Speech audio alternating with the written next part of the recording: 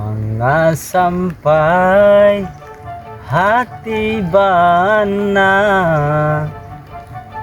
Ge, patang si Chandra minjam piti 150.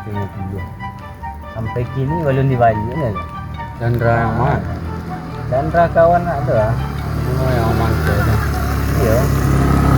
Ya, kerja selera.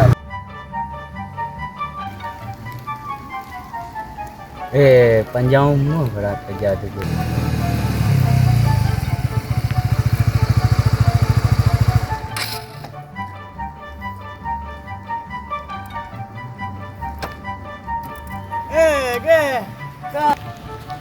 Ikut ke ha?